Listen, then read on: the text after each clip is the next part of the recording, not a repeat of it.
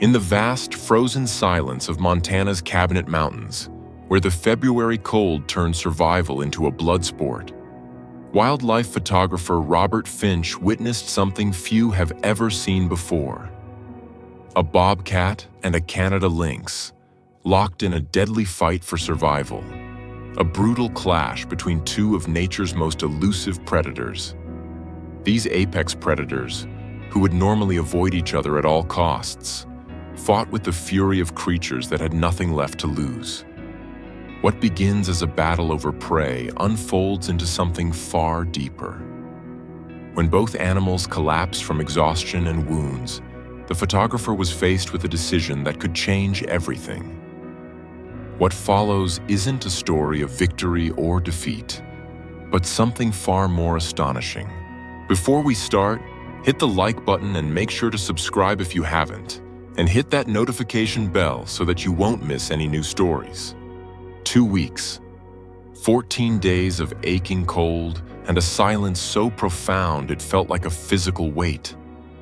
Robert Finch, a wildlife photographer whose passion for nature had been the one constant in his 68 years, felt the icy grip of the Montana wilderness seeping into his very bones. It wasn't just the February chill that gnawed at him. It was the gnawing doubt of far more insidious cold. The severe weather, a relentless siege of wind and snow, had scoured the landscape of life, leaving behind a stark, beautiful, but empty world. The eerie quiet, broken only by the mournful sigh of wind through pine boughs, was beginning to feel less like peace and more like a final, lonely verdict. He sat on the rough-hewn porch of his rented cabin, a thermos of lukewarm coffee cradled in his gloved hands. The steam from his breath plumed in the crystalline air, a fleeting ghost of his own vitality. He had come here, to the remote edge of the Cabinet Mountains, to capture the raw, untamed spirit of the American wild. But more than that, he had come to find a piece of himself he feared was lost. It had been 2 years since his wife, Eleanor, had passed, and the silence in their small Colorado home had become as vast and empty as this frozen landscape. She had been the one who understood his need for the wild, the one who'd packed his thermoses and checked his gear, her quiet belief in him a constant source of warmth. This trip was for her, a pilgrimage to the heart of what they had both loved. But the wilderness was offering no solace. The deer were yarded up in the thickets, the elk had moved to lower elevations, and the wolves, whose haunting calls he yearned to hear, remained spectral and silent. Every day he would trek for miles, his snowshoes sinking into the powdery depths, his expensive camera equipment feeling more like a burden than a tool. The sheer effort of survival in this environment was immense. His fingers, stiff with age and cold, fumbled with lenses. His back ached from the weight of his pack. He felt the sting of failure and the creeping whisper of a question he'd been avoiding. Was he too old for this? Had he confused a lifelong passion with a strength he no longer possessed? If it was this hard for him, with his insulated gear, his stocked pantry, and his roaring wood stove, what must it be for the actual residents of this untamed land? A profound sense of hopelessness began to settle over him, as deep and white as the snowdrifts outside. He was on the verge of packing it in, of admitting defeat and retreating to the hollow comfort of his quiet house. He had one last roll of film, one last day he'd promised himself. The morning of the 16th day dawned brittle and bright, the sun casting long blue shadows across the snow. He felt a familiar pang of disappointment. It was too quiet, too still. He was about to turn back inside when he heard it. It was a sound that didn't belong in the serene tableau, a frantic, violent thrashing, followed by a guttural snarl that tore through the silence. It came from the direction of the frozen lake, about 200 meters from his cabin. Adrenaline, a feeling he hadn't felt in weeks, surged through him. It was a jolt of pure, primal excitement that momentarily erased his fatigue and doubt. Robert moved with a speed that belied his age. He scrambled inside, his movements now precise and economical. He grabbed his primary camera, a trusty Nikon he'd had for decades, and attached the long telephoto lens, his fingers no longer fumbling. He checked the light meter, adjusted the settings from muscle memory, and slung the heavy apparatus around his neck. Forgetting his coffee, forgetting his despair, he plunged into the deep snow, his heart hammering against his ribs. As he drew closer, the sounds grew more distinct, weaving a terrifying narrative. There was the high-pitched squeal of an animal in mortal terror, overlaid with the deeper, angrier sounds of predators. The atmosphere became charged, thick with the scent of pine and the metallic tang of fear. He moved cautiously, using the thick trunks of lodgepole pines as cover, until he reached the edge of the tree line overlooking the lake. He peered through the branches, and the scene that unfolded before him made his breath catch in his throat. His hands, which had been so sure just moments before, froze before he could raise the camera. On the vast, windswept expanse of the ice-covered lake, two of the North Woods' most elusive hunters were locked in a desperate, brutal conflict. A bobcat and a Canada lynx were fighting, not over a carcass, but over a live snowshoe hare. Its white winter coat a stark contrast to the spreading crimson stain on the snow. The hare was wedged in a fissure in the ice, its back legs kicking feebly, its life the prize in a deadly tug-of-war. The bobcat, smaller and more compact, was a whirlwind of focused aggression. Its pale brown spotted coat bristled, its short tail twitched, and its fangs were bared in a silent snarl. It lunged with a reckless violence born of sheer desperation.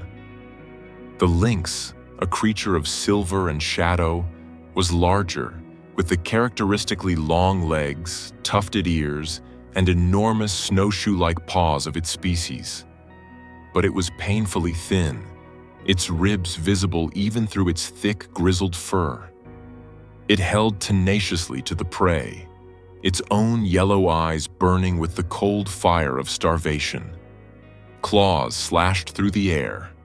The bobcat, quicker and more agile, darted in and out, trying to leverage its lower center of gravity.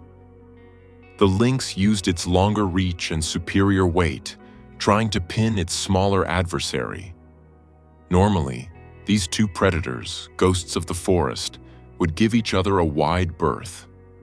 Their territories might overlap, but direct confrontation was rare. It was a waste of precious energy, an invitation to injury that could mean a slow death in this unforgiving climate. But this wasn't a normal encounter. The deep snows had made hunting nearly impossible. This battle wasn't just about a single meal. It was a fierce, primal struggle for territory, for the right to hunt this barren stretch of land, for the right to see another sunrise. Robert watched, mesmerized and horrified, the photographer in him warring with the naturalist. He should be documenting this, capturing the raw, savage beauty of nature's law. But he couldn't bring himself to press the shutter. He was witnessing a tragedy, a double-edged sword of survival where there could be no true victor. Ultimately, the bobcat's sheer ferocity won the day. It was younger, perhaps, or simply had a deeper well of aggression to draw from. It ducked under a swipe from the lynx's massive paw and sank its teeth into the larger cat's shoulder. The lynx cried out, a sound of pain and outrage, and tried to shake the smaller cat off. The bobcat held on, its body a knot of straining muscle. The fight culminated in a final desperate flurry. The bobcat, with a surge of adrenaline, ripped free and launched itself at the lynx's flank, claws extended. The lynx, weak from hunger and its wounds, finally faltered. It relinquished its grip on the hare and stumbled back, a low growl of defeat rumbling in its chest. The lynx turned to retreat, its proud, tufted head held low. But it managed only a few steps before its long legs buckled. It collapsed onto the ice, a heap of exhausted silver-gray fur, its breath coming in ragged plumes. The bobcat stood over its prize, panting heavily, its sides heaving. It had won. But victory had come at a terrible cost. Robert, through his lens, could now see the deep gash on the bobcat's back, a dark, ragged wound that was welling with blood, staining its beautiful coat. The cat nudged the now-still rabbit, its claim asserted. But it made no move to eat. It took a wavering step, then another, before its own legs gave way. It crumpled to the ice, not 10 feet from its vanquished rival, unable to rise again. The silence that descended upon the lake was more profound than any that had come before. The wind whispered over the ice, swirling snowflakes around the three still forms. The drama was over. The hunter had become the hunted. The victor had become the victim, and the prize lay unclaimed. Robert lowered his camera, the weight of it suddenly unbearable. His heart ached. In that moment, he was no longer Robert Finch, the photographer seeking a perfect shot. He was Bob Finch, the retired veterinarian, the man who had spent 30 years of his life tending to the broken bodies of wild creatures at the rehabilitation center he and Eleanor had founded. He had seen this story play out 1,000 times. A fight for survival that ends in a slow, agonizing death for all involved. "If I leave them here, they'll be carrion before nightfall," he murmured to the unlistening trees. The cold would finish what their claws and teeth had started. A bald eagle was already circling high overhead, a patient, dark speck against the pale blue sky. He couldn't let that happen. The doubt and despair that had plagued him for weeks were burned away by a sudden, fierce clarity of purpose. His age, his aches, his loneliness, they all fell away, replaced by the familiar, powerful instinct to help, to heal. He wasn't too old for this. This was who he was. Getting two injured, hostile predators back to his cabin was a problem that would have seemed insurmountable an hour ago. Now, it was just a series of logistical steps. He hurried back to the cabin, his mind racing. He had a small emergency kit, a remnant of his rehab days that he always brought on these trips. In it were tranquilizer darts and a CO2 pistol, a last resort for dangerous encounters, but perfect for this situation. He also had a small plastic sled he used for hauling gear. He loaded the sled with thick blankets, a first aid kit, and the tranquilizer gun. His movements were steady, his resolve firm. The trek back to the lake felt different this time. He was no longer a passive observer. He was an active participant in the brutal theater of the wild. He approached the scene with extreme caution. Both cats were still down but conscious, their eyes tracking his slow, deliberate movements. The lynx lifted its head, a low hiss escaping its lips, a final, futile warning. The bobcat merely watched, its gaze glassy with pain and shock. Robert loaded a dart, the dose calculated from a quick visual assessment of the lynx's weight. He aimed for the heavy muscle of the thigh, his hand as steady as a surgeon's. The dart flew true, and the lynx flinched, but didn't have the strength to flee. Within minutes, its head lowered, and its breathing deepened into unconsciousness. He repeated the process with the bobcat, his heart twisting at the sight of its grievous wound. Working quickly against the encroaching cold, he first examined the lynx. It was severely malnourished, its body a fragile frame beneath its magnificent coat. It had several deep scratches, but no life-threatening injuries. Starvation was its primary ailment. He carefully wrapped the large cat in a heavy wool blanket, marveling at the size of its paws, perfectly adapted for this snowy world where it had been failing to find purchase. With a great deal of effort, he managed to roll the heavy, limp body onto the sled. Next, he turned to the bobcat. The bite on its back was deep and bleeding sluggishly. It needed to be cleaned and stitched, and soon, or infection would set in. He gently cleaned the worst of the blood away with snow before wrapping the smaller cat in another blanket and placing it on the sled beside its foe. There they lay, two mortal enemies, unconscious and swaddled like infants, sharing a ride away from the brink of death.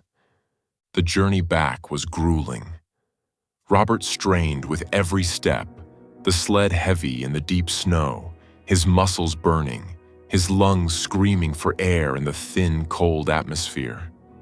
But he didn't stop. He was fueled by a purpose so strong it felt like a fire in his chest, pushing back the cold, pushing back the years. Back in the warmth of the cabin, the real work began. He set up a makeshift clinic on the floor by the wood stove. He knew he couldn't keep them together when they woke up. His cabin had a small, sturdy storage room attached to the main living space. He laid the tranquilized lynx in there on a bed of blankets, providing it with a bowl of water before closing and barring the solid wood door. He then turned his full attention to the bobcat. He carefully cleaned the wound with antiseptic from his kit, his touch gentle and sure. It was a nasty bite, but the teeth had missed the spine. Using a suturing kit he always kept with him, Eleanor had called it his morbid security blanket, he meticulously stitched the wound closed. He administered a broad-spectrum antibiotic from his veterinary supplies, a single shot that would have to be enough. He bandaged the area as best he could and laid the small cat in a large dog crate he'd brought for storing gear, placing it on the other side of the main room, as far from the storage room as possible. As the tranquilizers wore off, the cabin, once a sanctuary of silence, filled with the sounds of snarling, spitting rage. The bobcat awoke first, thrashing against the bars of its cage, its eyes blazing with wild fury. An hour later, a deep guttural growl echoed from behind the storage room door, followed by the scratch of claws on wood. The air was thick with their mutual hatred, a palpable animosity that seemed to seep into the very logs of the cabin walls. Robert spent the next few days in a state of high alert. He fed them with cuts of venison he had in his freezer, sliding the food into the crate and the storage room on a flat shovel, keeping his hands well clear. For the first week, they barely ate. They would glare at him, and at the empty space that separated them, their hostility a constant draining presence. The cabin felt small, crowded with their wild, untamable spirits. But slowly, painstakingly, a change began. It started with food. The gnawing hunger eventually overrode their fear and anger. They began to eat the offerings ravenously. Robert started to talk to them, his voice low and calm, the way he used to with the frightened animals at the center. He didn't use words of comfort, just a steady, monotonous drone that became part of the cabin's soundscape, a counterpoint to their growls. Weeks passed. The bobcat's wound began to heal, the stitches holding firm. The lynx started to fill out, its coat regaining some of its lustrous sheen. The constant snarling subsided, replaced by a wary, watchful silence. Robert noticed small shifts in their behavior. He would slide the bobcat's food into its crate, and the lynx would stop its pacing in the other room, listening. When he opened the storage room door just enough to slide in the lynx's portion, the bobcat would sit perfectly still in its crate, its ears swiveling, tracking the sounds. They were profoundly aware of each other.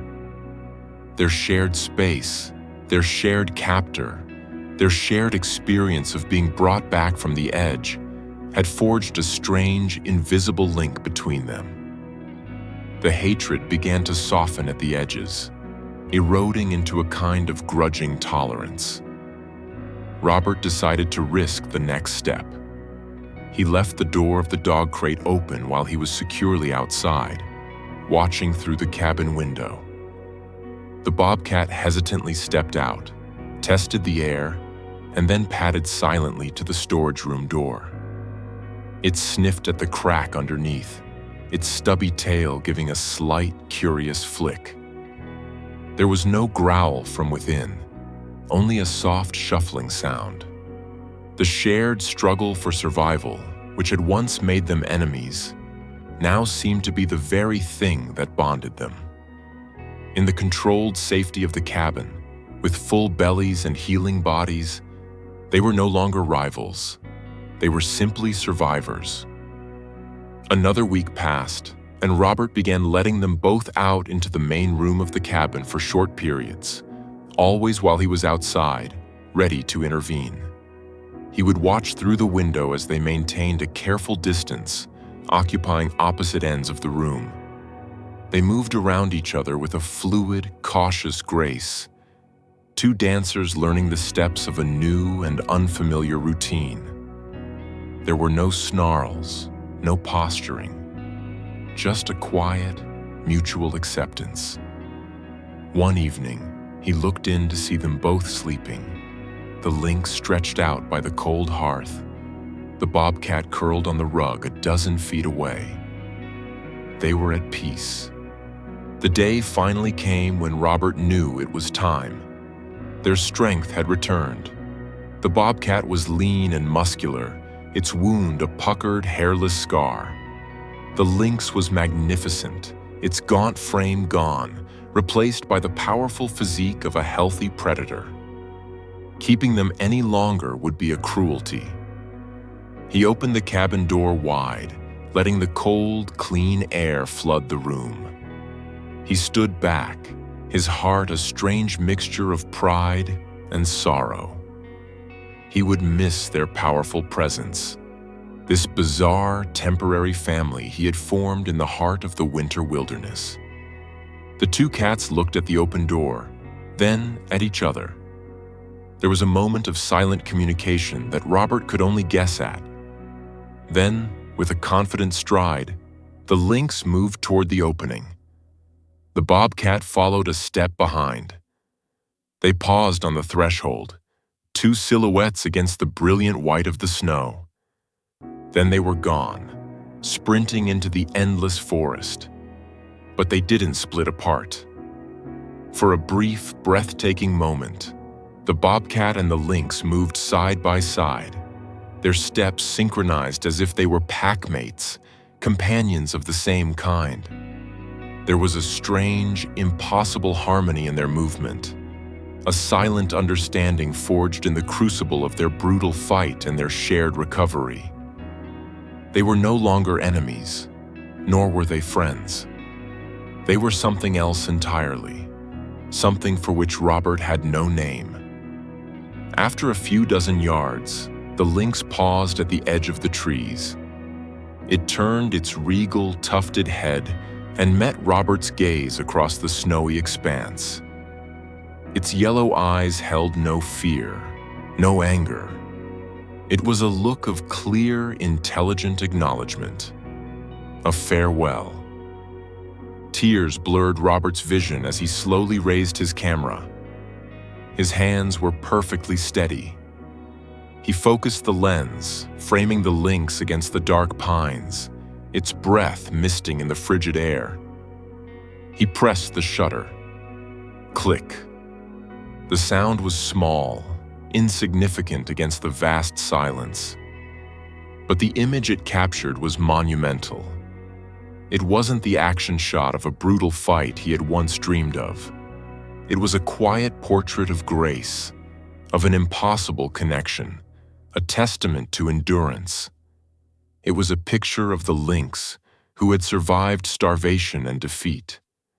It was a picture of the bobcat, now a blur of motion disappearing into the woods, who had survived a victory that almost killed it.